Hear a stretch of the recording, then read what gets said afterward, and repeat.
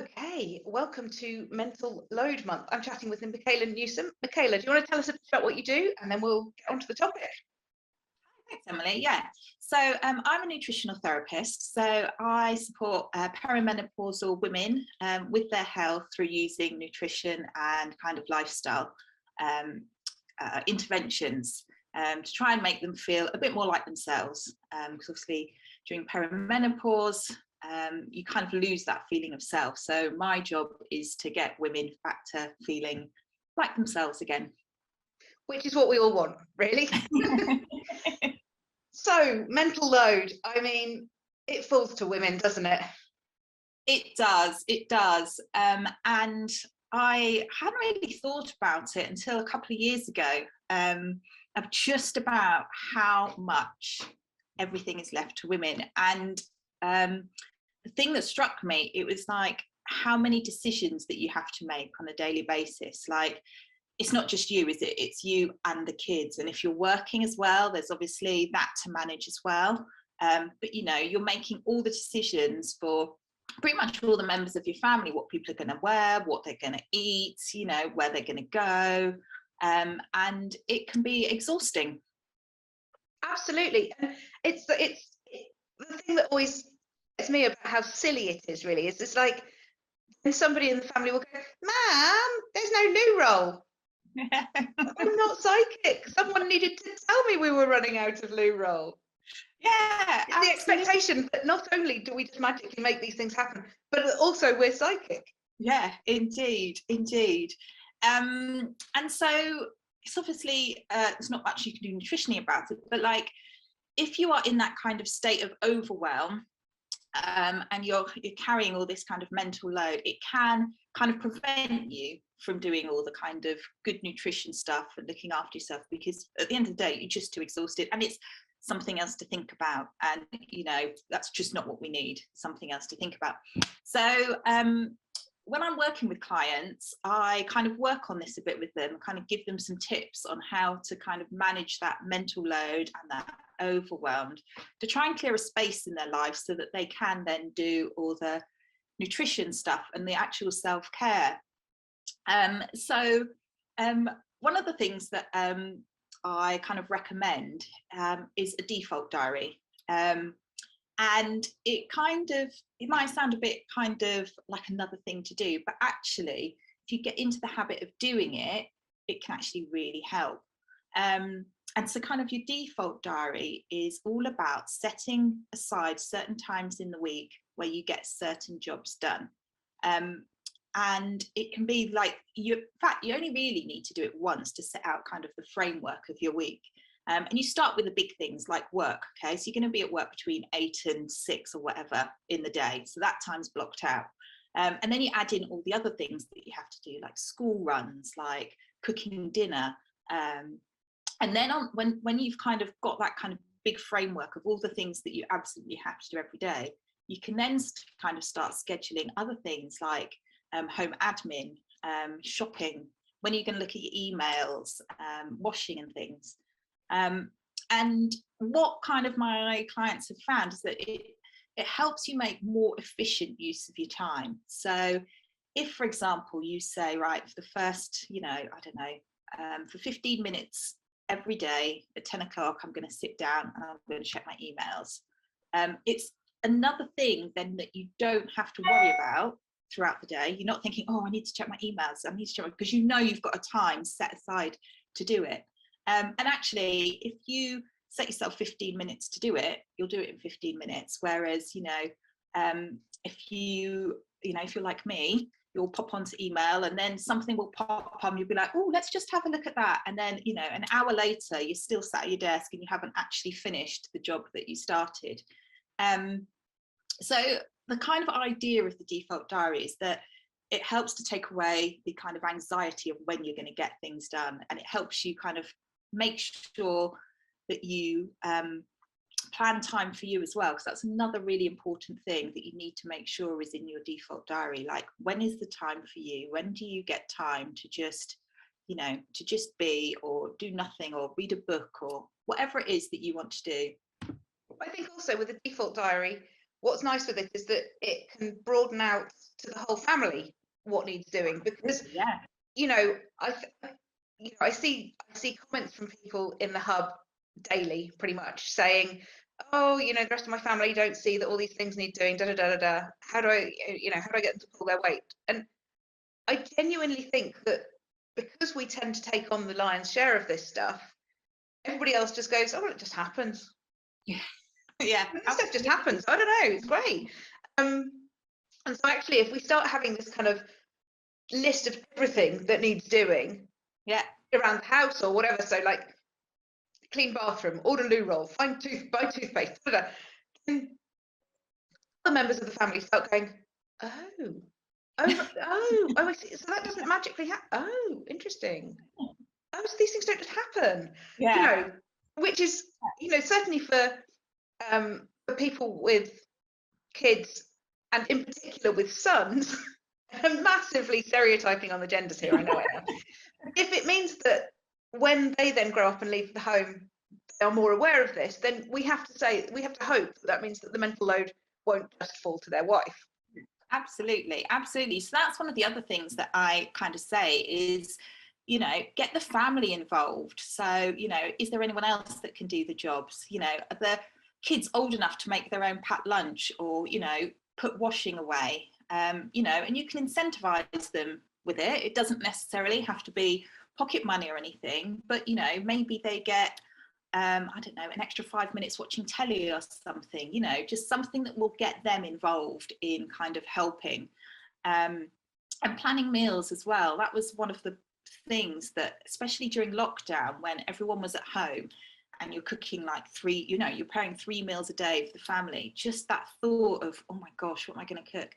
Get them involved. Let everyone have a day where they get to choose what you have for dinner. Then pretty much your meal plan's done. And it also means that actually, when it comes to dinner time, you avoid a lot of the battles if you've got fussy, picky kids about, oh, I don't want to eat this or what have you, because everyone knows that they've had kind of a say in it.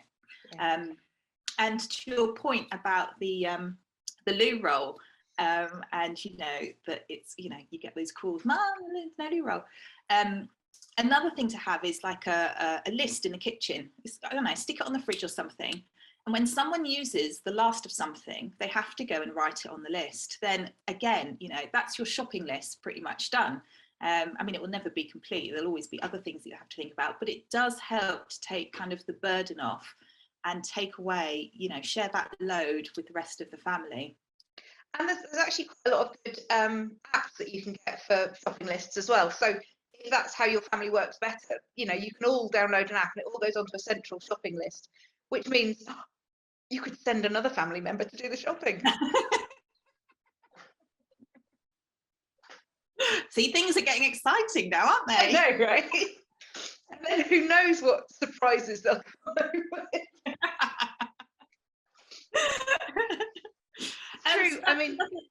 It's true. And I know in my little world, when we've had phases when we've been really busy, so maybe my partner's been working away some days and we've been having all these other things on, if we don't have a master list on the fridge, everything descends into complete chaos within about 3 days.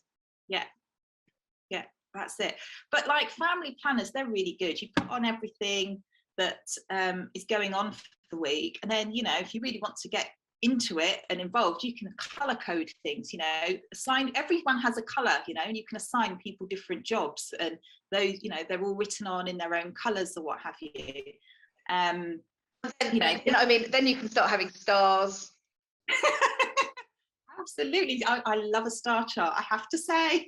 And I think with all of these things, I don't have kids, but I do have too many dogs, and obviously with dogs you're always doing positive reinforcement with training and things, and so with them it's treats, but humans like a good star.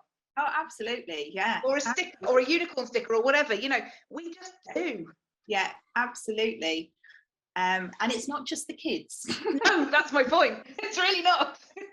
And actually it's so much of spreading mental load is creating your team, isn't it? And kind of going, right, okay, we are team, our family, let's make this work, rather than, oh my God, it's all fallen to me again and I'm gonna just lose it at everybody again, blah blah blah. And I suppose it does, with everything. It sort of comes down to doing the little sort of positive reinforcement of who's going to get a star today. Yeah. Who's done the most chores this week?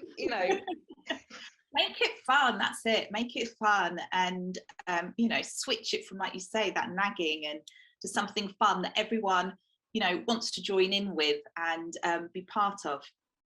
And you mentioned apps earlier, so use technology where possible.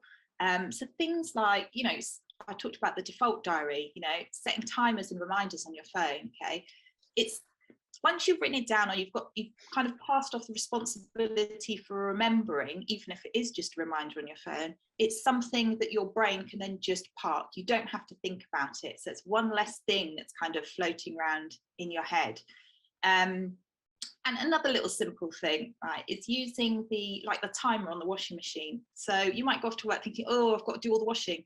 Pop it in the washing machine before you go to work, set the timer so that it's finished when you get back. So when you get home, the washing's done, you just need to take it out and hang it up.